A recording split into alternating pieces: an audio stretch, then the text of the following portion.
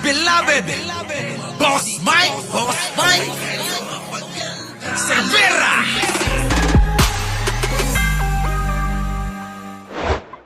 Yung nagsabi na biggest spreader of fake news yun. spreader ng fake news. Unang-una ang uusapan dito ay about the Gordy serves. Bakit kailangan baguhin? Nagda-divert ba sila? Yung issue tungkol sa KOJC nasa korte na to. Correct. Kung meron mang kasuhan dito, sa korte ito.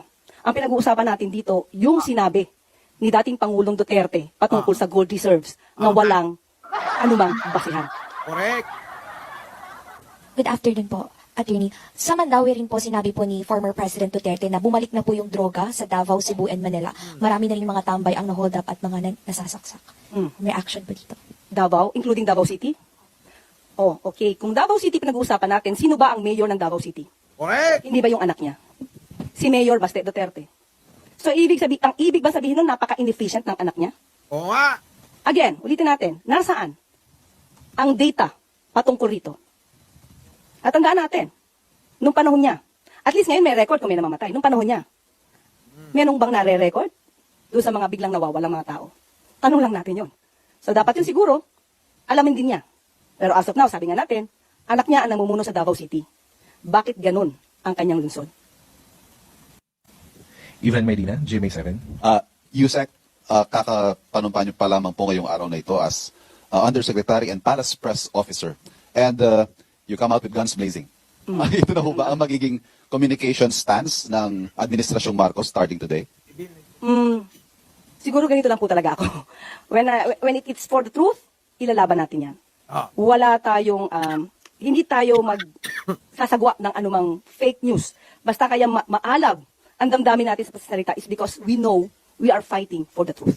Yan ang sinasabi ko. Nandito na, hindi natin pwedeng hindi batiin tong kaibigan natin si Jenorvin TV. Ha? Jenorvin ha? Aga ko ano? Ganito dapat, laging masipag. Oo, pagkatapos ko nito, tuloy-tuloy na naman to. Trabaho ng trabaho. Ito na mga kababayan, ang katapat ng mga fake news, di lawang DDS. Oh, pasok. Do you think it has come to a point that the administration needs to take this, firmer stance against fake news because it has already gone to worrisome levels? Yes, we have to fight for that. We have to fight against fake news. Otherwise, yung mga tao na naniniwala sa kanila, maiiba ang isip nila. Correct. Maiiba ang diskarte nila. It is our obligation, especially tayo, mga taga-media. Dapat nating iparating sa taong bayan, ano ba ang katotohanan. Yan, sa pagsabihan mo yung mga yan. At saka yung tropa ni Marcoleta, attorney. Pagsabihan mo. Marcoleta, sabihin mo naman, idol. Idol Marcoleta, sabihan mo. Oh, makinig kayo kay Attorney Claire. Magsabi daw tayo ng totoo. Huwag yung puro fake news daw yung binabalita. Sabihan mo lang naman, payo lang. Hello. Iwasan natin yung mga intriga na walang basihan. Correct. As of now, kasi puro intriga eh. Puro Oo. intriga ang pinapasok sa utak natin. At nakakasira ito. Totoo naman eh. Puro intriga lang eh. Kaya nga si Jenorvin eh. Oo, naging DDS yan eh. Joke lang. Oy hindi na lang nagla-live yan. Tuloy. Sa bansa, sa ekonomiya. Correct. Hindi po ba? Oo, tama! Thank you. Oh, di ba? Thank you na lang nasabi. So, eto na, balikan natin mga kababayan. Balikan natin. Eto na, mga kababayan ko. Pasok. So si Atty. Panelo yung nagsabi. Oo, lagi yun, attorney, si Panelo. Lagi yan. Oo, laging sinasabi kung ano-ano. Oo, bakit matanda na si Panelo, ano? Kaya lang magtataka kayo kung kailang mga tumanda itong magtatropa na ito. Anak ng pati, mga kababayan, no? Kung kailan mga nagsitandaan tong magtotropa na ito. Sino po si Mike magtotropa? Si Digong, si Panelo, si Marcoleta, at marami pang iba, mga kababayan. Kung kailan nagsitandaan, mga kababayan, parang mga, alam niyo yun, parang mga grade 1. Ano?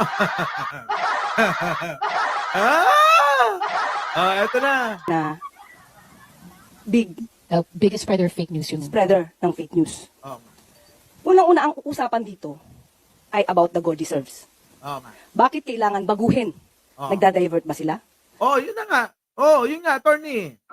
Binabago na naman nila yung usapan eh. Oo, ngayon ang usapan, martial law na eh. Martial law. Kailangan nating pababain si Pangulo dahil magkakaroon ng martial law. Martial law! Puta! Alam niyo sa totoo lang mga kababayan yung martial law na yan. Ni sa panaginip.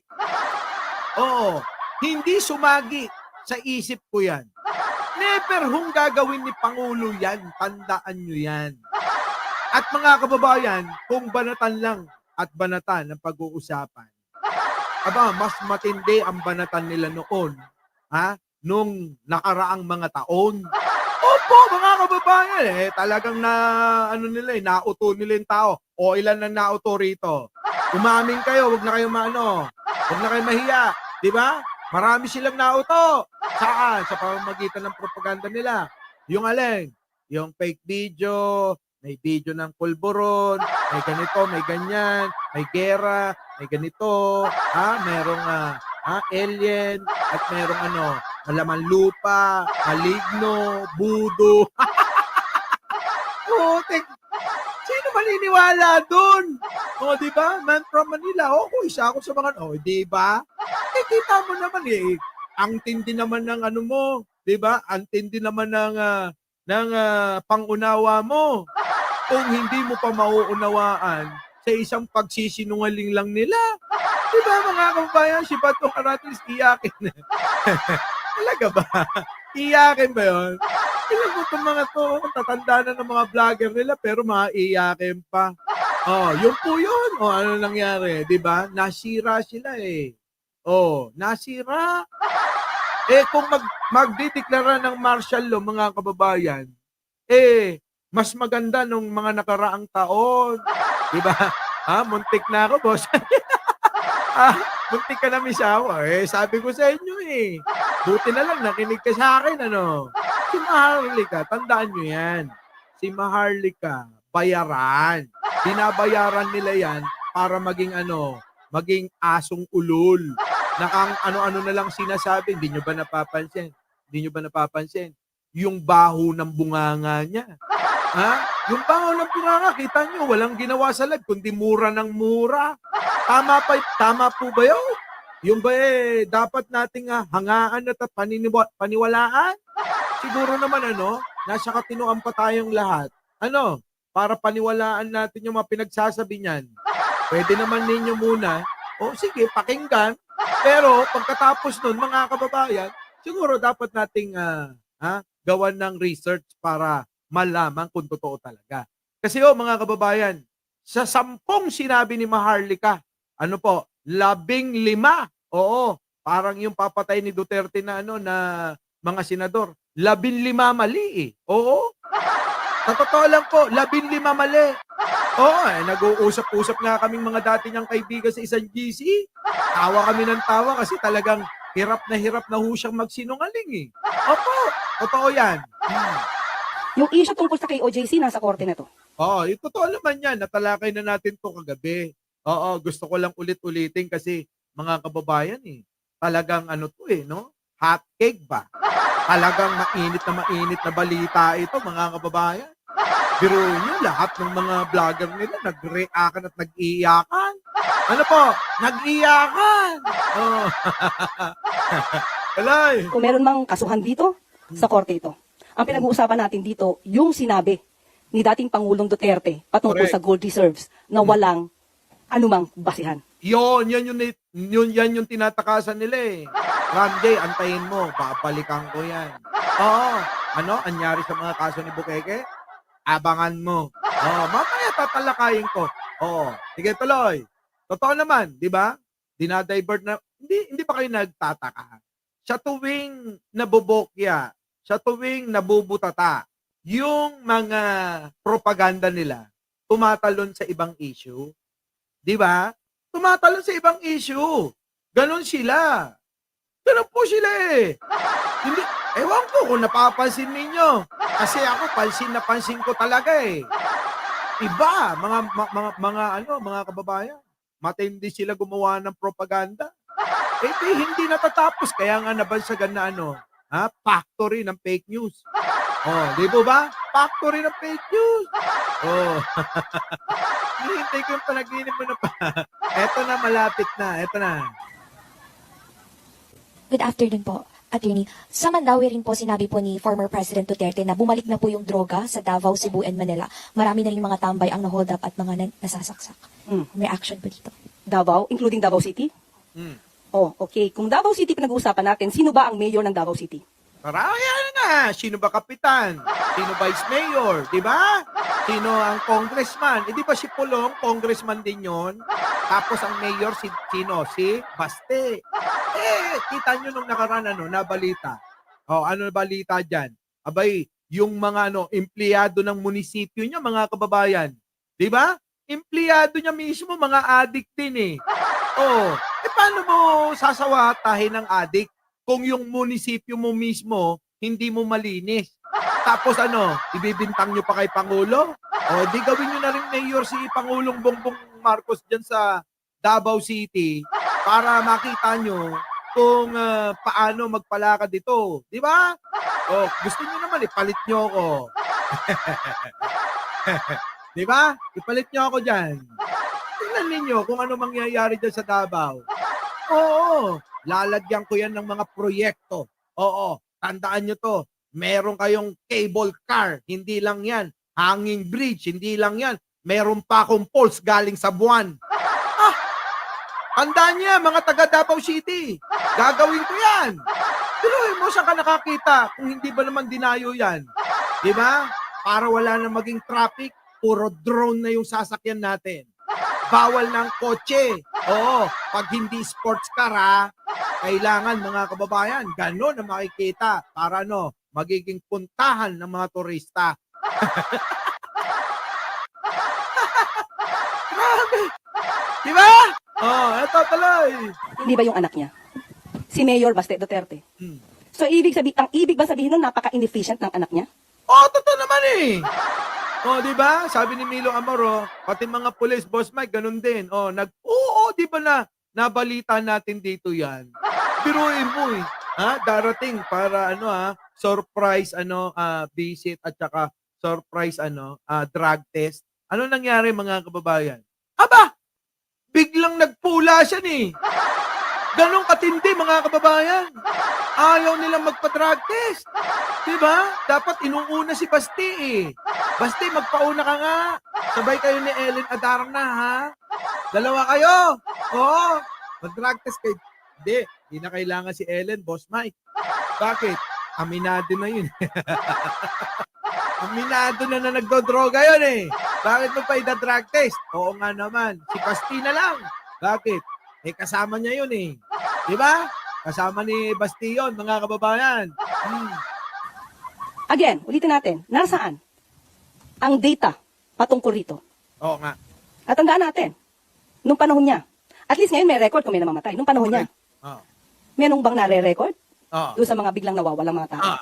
Tanong lang natin yun. Oo nga. So dapat yun siguro, alamin din niya. Pero as of now, sabi nga natin, anak niya ang namumuno sa Davao City. Tama! Huwag niyo isisi sa lahat. Lahat na lang ng problema nyo. Presidente ng bansa si Pangulong Bongbong Marcos. Pero nakakalimutan nyo, sa mga lugar ninyo, meron ding mga mayor, congressman, governor, vice governor. Meron pang ang bukal. Meron pang meron pang board member. Ang dami yung mga opisyal dyan. Bakit laging kay Pangulong Bongbong Marcos yan? Gusto niya, idea mo talaga. Syempre. Ako pa ba pag nag-isip, kakaiba to eh. Yung pag-iisip ko, hindi kayang abutin ni Libayan to. Kita mo to, di ba? Nandun na, pinapaiyak na yung mga dating kasama nito. Tuloy! Bakit ganun ang kanyang lungsod? Oo nga. Ivan Medina, GMA7. Yusek, kakapanumpa niyo pa lamang po ngayong araw na ito as Undersecretary and Palace Oo nga, President. kakapanumpa niya lang kahapon. Pero bumira na ng bumira. Grabe, no? Isang araw pa lang nauupo, talagang grabe. Parang sinulit niya na yung buong taon eh. Iba to si Atty. Libayan, mga kababayan. Ay, Atty. Libayan tuloy. Di ba? Kasi nabasa ko si Wisely Mateo eh. Iba talaga yan, oh. No? Oo nga, tignan mo naman, no? Hindi nga makasagot sa argumento ko. O, di ba? Eh, kung magaling yan, di dapat sinasagot niya ako. Sige nga, o, tapikin nga natin. Yung alin? Yung argumento ko muna. Kasi hindi tayo pupunta sa ibang usapin hanggat hindi nasasagot yun. Di ba? Tama po ba mga kababayan? Eh parang style pala ni Libayan, si Digong.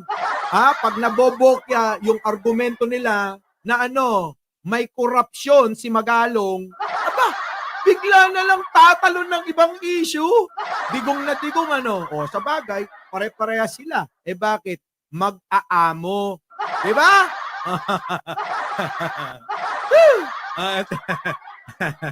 Tuloy. Officer. And you come out with guns blazing. Ito na ho ba ang magiging communication stance ng Administrasyong Marcos starting today?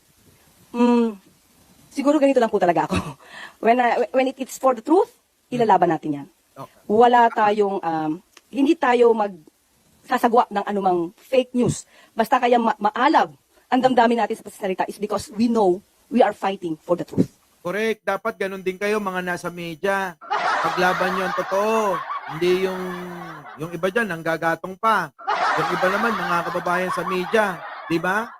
Yung iba, halatang bias talaga. Di po ba? Aminin nyo na. Di ba? Iba dyan sa media, bias talaga. Pansinin nyo si Ted Filon. Kung bumira, mga kababayan, mapanlin lang. At saka yung tropa ni Marcoletang dalawa. Aba, grabe rin Ngayon ko lang narinig yan.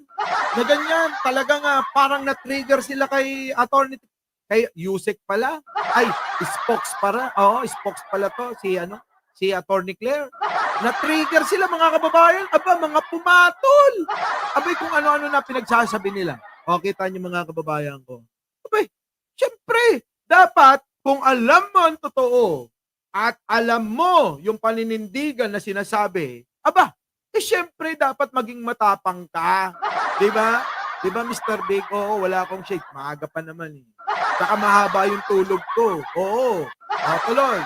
Do you think it has come to a point that the administration needs to take this, firmer stance against fake news because it has already gone to worrisome levels? Yes, we have to fight for that. We have to fight against fake news. Otherwise, yung mga tao na naniniwala sa kanila, maiiba ang isip nila.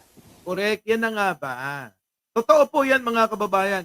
Yung mga taong mga naniniwala sa grupo, kampo ni Digong, mga kababayan, lutong-luto na yung mga utak niyan. Saan naluto? Boss Mike, di sa ka-fake newsan. Kita nyo mga inaasal, mga kababayan. Lahat baliko, mga kababayan eh. Kahit na iniwan na ng kampo ni Duterte yung mga issue, gamit na gamit pa rin nila. O hindi ba naman mga mangmang, hindi pa rin nila mapansin na iniwan na ng mga idol nila, ng mga amo nila, yung mga issue na nabutata na, at gamit na gamit pa rin nila. Sabihin ba naman mayroon namang video ng ng pagdodroga ni BBM. Anak na puting, sinabi na nga fake news yun at fake talaga yung video. Gamit pa rin nila. Di ba? Tama, no? Pinayama Shiro, thank you naman. Oo nga. Di ba? Pati yung nakisawsaw, halatang maka Duterte. Oo! Mamayang gabi, tatalakayin natin yan. Tatalakayin natin yan. Tuloy mo na. Maiiba ang diskarte nila. Correct. It is our obligation, especially tayo, mga taga-media. Dapat nating iparating sa taong bayan, ano ba ang katotohanan. Tama. Iwasan natin yung mga intriga na walang basihan. Correct. Yun na nga Si Duterte lang naman mahilig mang-intriga. Diba? Sila, yung grupo nila mga kababayan, sila talaga. Wala nang iba. Mai-intriga talaga sila. Diba? As of now, kasi puro intriga Puro intriga ang pinapasok sa utak natin. Pinapasa at pinapasok. Diba? Pinapasa at pinapasok sa mga utak natin. Sa totoo lang mga kababayan, grabe, talaga nag-iyakan ng mga DDS dito. Parang sinasabi na ni Atty. Claire, ni Spock sa Castro na mga bobo talaga kayo. Diba? Tama, pinikap din ng kasi lang, diba? Yan lang At nakakasira ito sa bansa, sa ekonomiya. Correct. Hindi po ba? Tama. Makakasira eh. Talaga naman, yun naman po eh. Attorney, di ba? Yun naman po talaga yung kanilang hangarin at intensyon, mga kababayan. O, ang intensyon nila, masira talaga tong ating ekonomiya, masira yung bansa natin. Wala naman silang pagmamahal sa bansang ito kung inyo lang uunawain. Pag inunawa nyo ng gusto, mga kababayan, wala silang pagmamahal sa bansang ito. O, maniwala kayo sa hindi. Wala silang pagmamahal sa bansang ito. Ang gusto lang nila, mga kababayan, ay yung pansarili lang interes ang maiabante. Wala nang iba. Iabante lang yung kanilang personal na interes para magpayaman. Wala nang iba, mga kababayan ko. Yun lang. Our beloved Boss Mike Cervera.